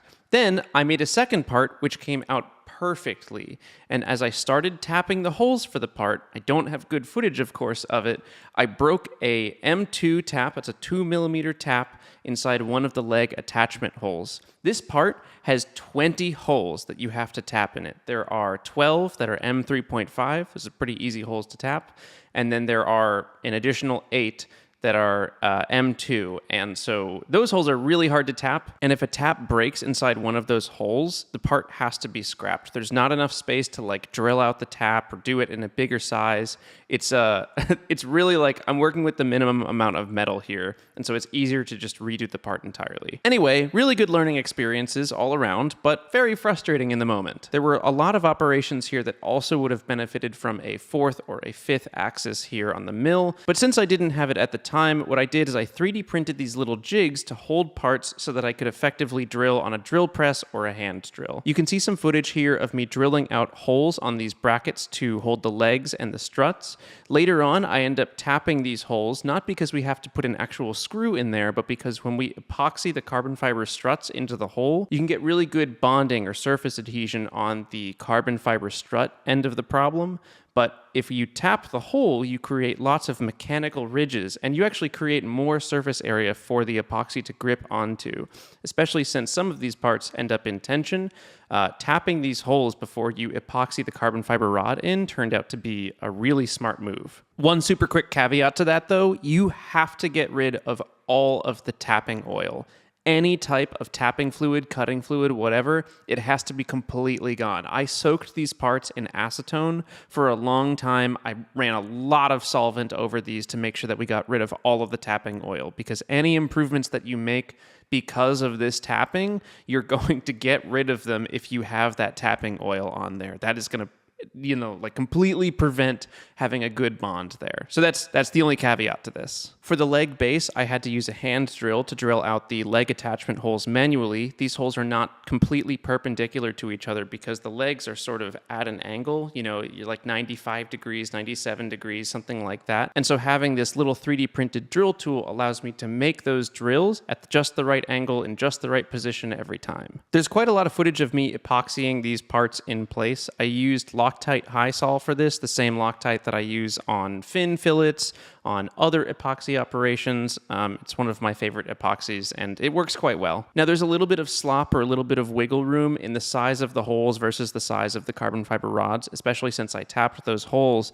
So what I did is I epoxied all of the leg parts at the same time. I assembled the legs as they would be in terms of how straight they would be and, the attitude of all of the parts. And then I laid them out to dry for like 2 or 3 days just in this position so that they would all be centered when they cured. I did some initial deployment tests tests by just cutting the rubber band with a pair of pliers, and then once that looked good, I took the vehicle outside, or rather, I took what is a mass and inertia mock-up outside to see how well the landing looked on some cardboard. I've talked about this before, but the original plan for Scout was to target a landing on a landing pad. The landing pad was comprised of several different layers of cardboard, and I arrived at this design, if you want to call it that, by just dropping the rocket a whole bunch and then seeing how much cardboard it took to arrest some of that bounce that's inherent in a really rigid structure like this. I also found that a layer of mylar on the top of the landing pad let the rocket slide just a little bit on touchdown.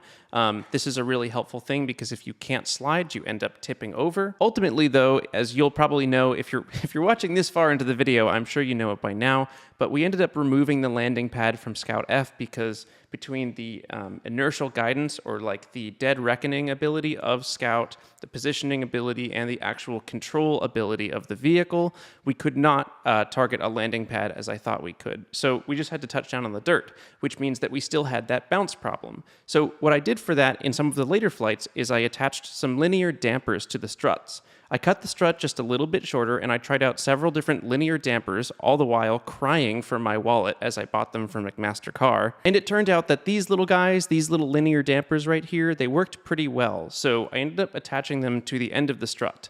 If I were doing this again, and I had to use almost all of the same parts, I would attach just a second linear damper. We have about 5 millimeters of travel on these linear dampers, and I think bumping that up to 10, if we put 2 of them back to back, that would have made a big difference in terms of the touchdown dynamics of the vehicle. But, you know, live and learn. To cover a few other things here, the landing legs are held back by a rubber band, which gets cut by a nichrome wire that the flight computer sort of fires or sends lots of current through.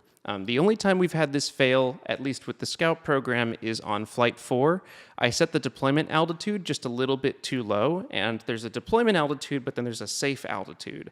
And if you move into the safe altitude, which means you can't fire any pyrotechnics, it'll shut the leg deployment off. I had also switched to a less powerful battery on that flight, which means that you can't send quite as much current through that nichrome wire, and the wire was a little bit longer. So this is not a very reliable solution. I think in the future it would be nice to have something that's a little bit more repeatable and less, you know, relying on expendable parts. One other thing to cover here too is that the landing leg base was never really manufactured correctly.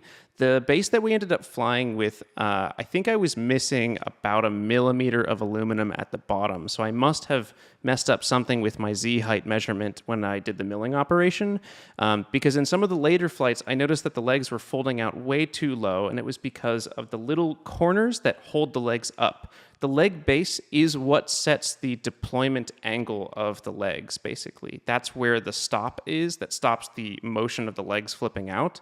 And that motion is pretty violent. With the thin metal that was trying to stop it, I ended up ripping through that aluminum. And so in later flights, what I did is I cut out, you know, essentially a piece of the bottom of the landing leg mount.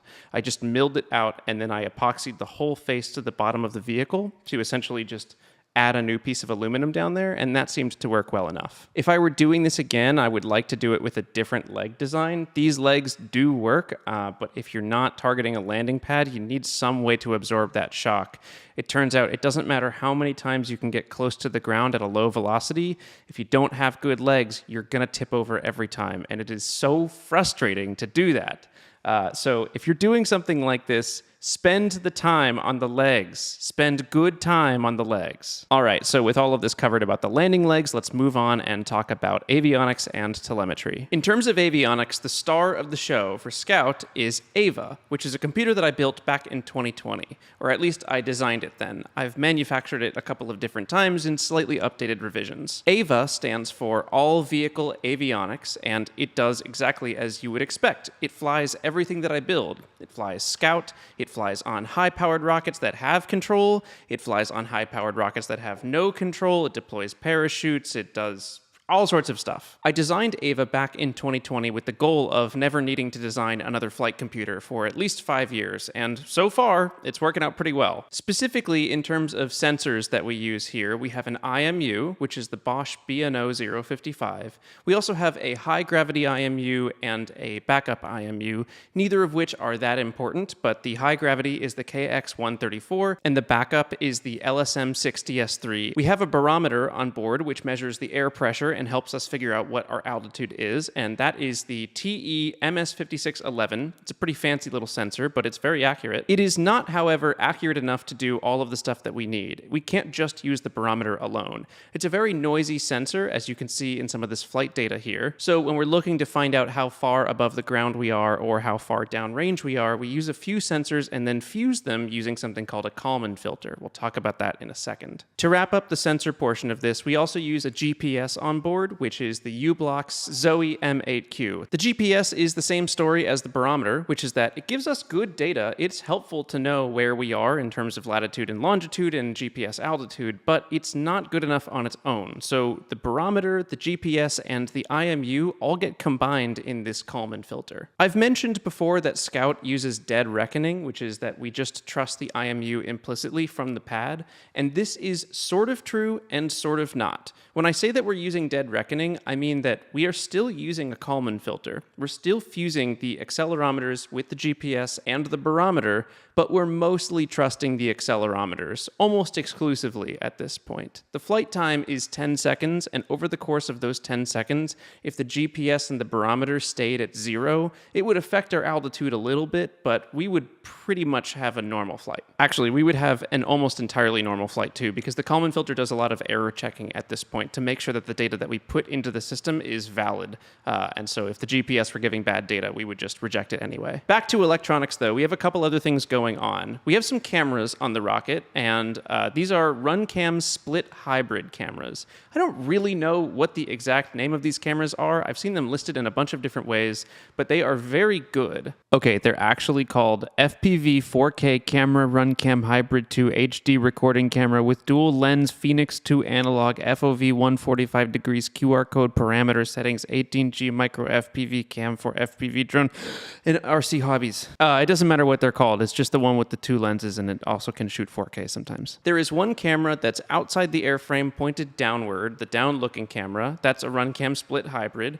and it's recording at 120 frames per second and 1080p. That's really good for the size of the camera. For flights 1 and 2, I also had another one of those RunCam split hybrids that was mounted on the back of Ava that was pointed directly down at the TVC mount. This was a really cool internal view when we did Scout E and we ejected that motor, but on Scout F, it doesn't do that much to see the movement of the TVC mount. And I really needed to cut back on the weight budget, so I ended up removing it for flights 3 and onward. In terms of the power here, or the battery that we're flying on the rocket, I'm pretty stingy about this stuff, and I cut it a little bit close sometimes. The original LiPo that I flew with was a 2-cell LiPo with I think 500 milliamp hours of capacity, and then after flight 2, when I needed to reduce a bunch of weight, I switched it down to a 300 milliamp hour capacity battery. In terms of current draw, on the launch pad when the vehicle's just idling, we're not gimbaling, we're not moving servos, the static current draw is somewhere around 400 milliamps. So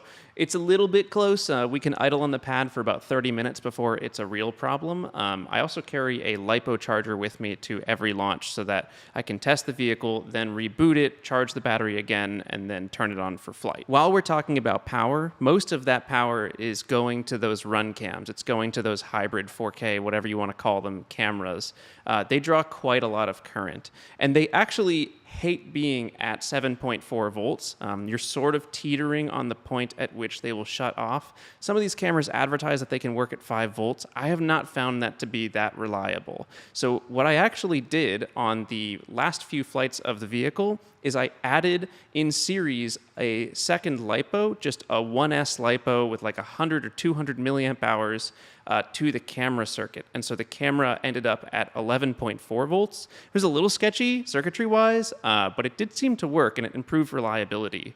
We ended up having a few flights where the camera straight up did not record because there were voltage spikes or something that flipped the camera off and it couldn't turn back on. Moving back down to the avionics and control part of this whole situation, you'll notice that the avionics stack looks kind of bizarre. It's got this big carbon fiber rod or spar that sticks out from the top of it. I talked a little bit about this in the CAD section of the video, but the purpose here is to physically separate the telemetry radio, which is an XB Pro S3B, and the GPS antenna, which is a generic helical antenna. We want to physically separate the radio, the telemetry radio, and the GPS antenna physically from each other, and also both of them from the avionics stack. There's a lot of sensitivity in there, and RF-wise, it's kind of a mess. I sort of maintain that I don't think GPS is necessary for this type of flight. It's 10 seconds. You can totally get away with just integrating your accelerometers, but when I designed this rocket and I built the avionics stack, I included the GPS in there. It's kind of locked in the code base right now. And so I left it on for the future flights. You would want GPS, and especially you'd probably want RTK GPS or differential GPS if you were going to try targeting a landing pad. But for this, if you're landed anywhere, it should be no problem. Now, speaking of telemetry, that XB broadcasts telemetry at 915 megahertz. It is a 250 milliwatt radio, which is not that strong. This is the same radio we tried to use on Lumineer, and I did not do a proper link budget, which is why the telemetry cut out mid-flight. Either way, for Scout, we're only going to 30 meters, and so 250 milliwatts at that distance is like way overkill. The ground station is ultimately a version of the ground station that I wrote way back for Sprite in like 2019. I wrote it in a program called Processing, which is great for learning code. It's not really good for building something that's this big and this complex, but it works, and I needed to build it quick, and it turns out when you build solutions quick, sometimes they stick around and haunt you forever. For a little while, I also had a ground station for some of my high-powered rockets written in Python, generously done by my friend Joey Murphy. But for Scout, because we're using largely the same software as we were using in 2020, it was easier to just continue using the Java version or the processing version for these flights of Scout F, rather than port over all of the changes that we had to make for the Python version. That pretty much brings us up to speed on all of the avionics details, minus a whole lot of stuff about Ava. If you want to learn more about that flight computer and all of the details about how it works, why I selected sensors, etc., there's a video from when I designed it down in the description below. It's like 20 minutes long. It's got a ton of detail in there, and you can check that out if you want. And moving on here, let's talk about the reaction wheel for Scout. Okay, besties, it's time to talk about reaction wheels. Okay, so here's the deal. We control the pitch and yaw with the TVC mount, right? We gimbal the motor and we can control this and this, but we can't control the roll axis if we don't do anything. Now, in a perfect world, that's not going to be an issue because there's pretty much no roll torques coming from the motor, right? Sometimes. I have had several flights in the past when I didn't use a reaction wheel where the motor did appreciably spin up the vehicle. I don't know exactly how that phenomenon works, but I would assume there's some channeling that happens in the nozzle and we create some roll torques. Now, that even still is not a problem on its own. The problem is when we spin really fast, our servos cannot keep up quite as well as they could if we aren't rolling at all. So the reaction wheel is about trying to minimize that problem. We can control the vehicle if it rolls around. We do all of our guidance and stuff like that in the inertial frame. So it's not a problem if we have some body roll, but we want to control it. And that's what the reaction wheel is all about. Mostly, though, we want to control how fast we're rolling, which is we want it to not be very fast at all. Okay. That's all the details about that. I talked a little bit about this in the CAD section of the video, so I guess there's not a whole lot to cover. But we use a 12-volt DC motor to drive this reaction wheel. This is the cheapest motor I could find on Amazon. It works just fine for this scale.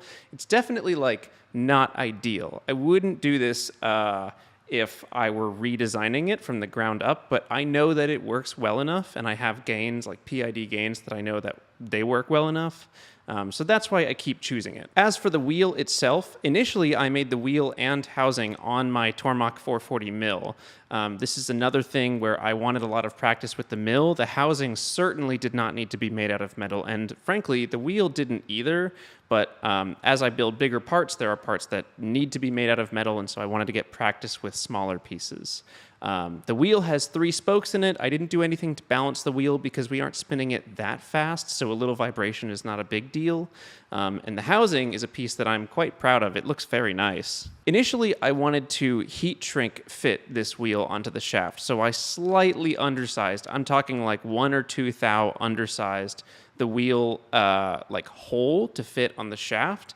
And that did not work at all. I put a blowtorch to it. I tried not to melt the aluminum, of course, but it did not work at all. And I think in hindsight, what I did wrong is that a shrink fit at that scale, you're not going to expand the metal that meaningfully. It works much better, I think, with much larger holes. So what ended up happening is I just used a hammer, some percussive persuasion, and I press fit it onto the shaft. And there's not a whole lot more to cover with the reaction wheel. I just thought I would tell you some details and show you how I made it. So let's move on. All right, let's talk about integration. Everyone's favorite thing, integration hell. It's not that bad for Scout F, but it's not good. I hate integration on this rocket. I think this is probably true for any project, especially rockets, where integration is like part of the procedures. There is a direct trade-off between your mass and your ease of use. The lighter weight your vehicle is, the harder it is to work with.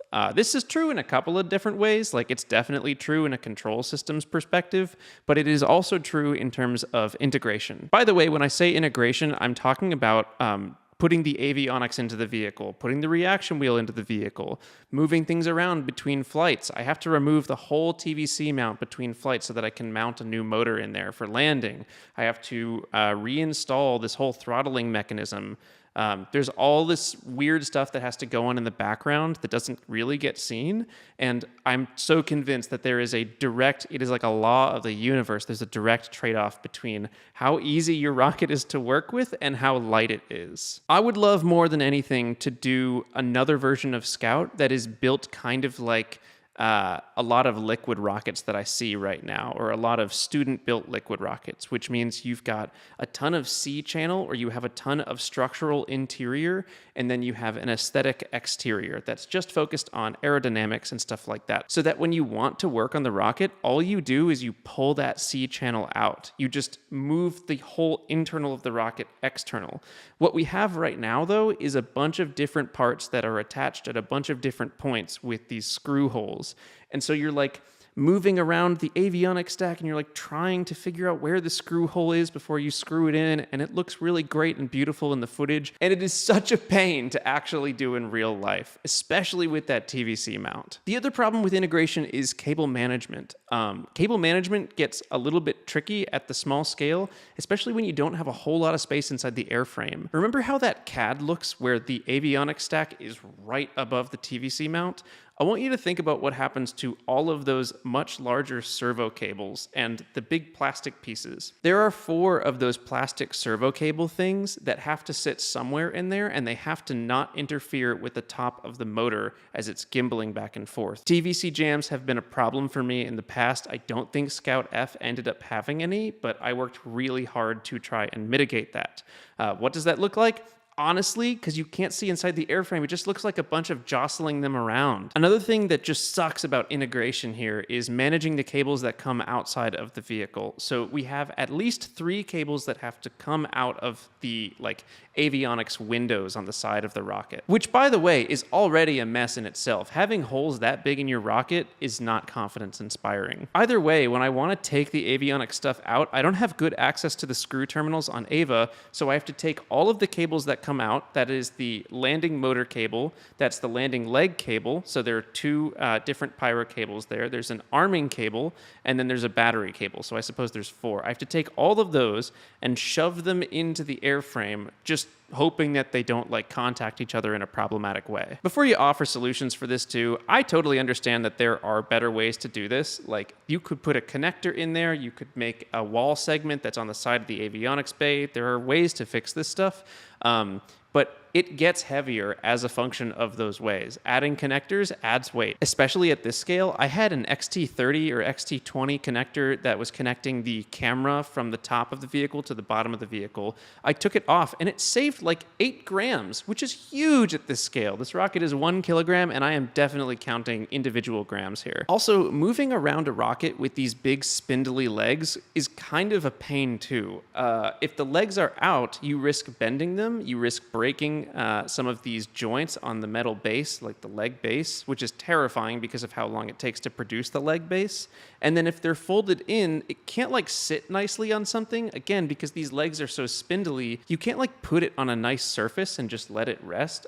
So it's always kind of stressful to work on this rocket. Anyway, there's not too much else to cover in terms of integration. It's all stuff that I've talked about before where I'm zip tying any joints between cables. There's a lot of hot glue on Ava that's holding those servo connectors into the computer. So if I accidentally tug on one of the servo connectors, it's not going to risk disconnecting it. That's pretty important. I've also become a pretty big fan of the idea of arming the vehicle by twisting the 2 arming cables together. You could put a switch there, but again, ease of use and mass, a switch is heavier than just 2 strands of wire that you twist together. I'm going to wrap up the integration section of this video because at this point it is just a rant, so let's move on. All right, and the last thing to cover here as far as the build process goes is painting. Painting is always one of the harder parts for me of rockets. Not only does it require some skill, but it requires a ton of patience and planning ahead, 2 things that I'm not excellent at. I opted for semi-gloss paint with Scout. Semi-gloss is a really nice blend of flat paint and glossy paint. Flat paint is really nice, but it doesn't really sparkle in the sun. And glossy paint sparkles real good, but it takes forever to dry. That enamel can take up to a month to fully cure and fully harden. And I did not have that time when I was building this. So semi-gloss dries to the touch in a little bit, and after 24 to 48 hours, you're pretty much good to go. I like adding these roll stripes on the rocket too. What I do is I just put on tape where I don't want the paint to go, and then add the roll stripes that way. They're not super precise, or they don't have to be an exact size, but they do actually help quite a bit with the digital tracking that I like to do.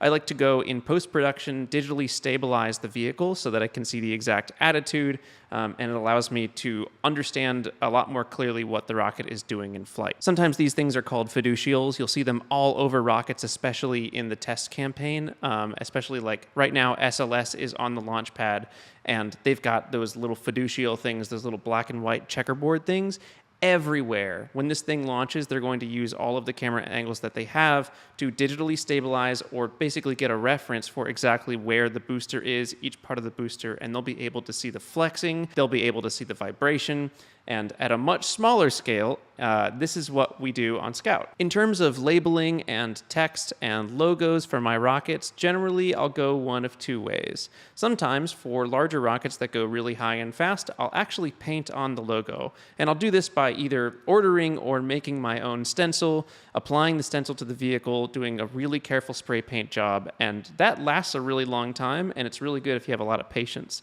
But especially with white or black rockets, you can actually use printer paper, and that's what I do for Scout F here. I just print out the word Scout, I print out all of the little labels that I want, and then I use Super 77 spray adhesive to attach those pieces of paper. This is easier than a decal, and it's essentially what you might call a 5-foot paint job. Once you're far enough away from the vehicle, you can't really tell. Especially in those tracking shots, you kind of have no idea that that's a piece of paper and not actually painted or stenciled onto the rocket. Once the logos were on, one of the last things to do before launch is, with the vehicle integrated, the whole thing painted, it's ready to go, I remeasured the inertia of the rocket. The mass moment of inertia is sort of a measurement of how hard it is to turn or move an object. In the case of Scout, imagine that I had concentrated all of the weight, all of the mass right at the center of the vehicle, and so while it's still about 1 meter long, all of the mass is concentrated at the center, so it's really easy to rotate.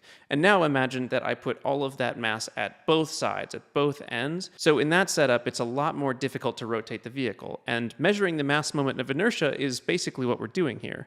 The way that I do this is called a bifilar pendulum test. You can learn a lot more about this from physics lectures, and there's a bunch of good material online about it as well. But the bifilar pendulum test takes advantage of small angle approximation, the gravitational constant, and we use all of these things along with a lot of careful measurements of the ropes that we use and the exact timing of each rotation to determine what the mass moment of inertia of the vehicle is. And with all of that stuff covered, that pretty much brings us up to speed on how I built Scout F. If you want more details on how the flights actually went, there's a bunch of good videos that are linked in the description down below of the actual flights. You can see me progress from Flight 1, Flight 2, Flight 3, Flight 4, Flight 5, all the way through Flight 7. And if you want more details on past Scout programs too, there's a similar engineering cut for Scout E, the previous version of this rocket. There's actually a lot of similarity here too. Scout E uses the exact physical same computer and a lot of the same avionics mounts and things like that. As I mentioned in the beginning of the video, if you want to build one of these rockets yourself, hopefully this video helps.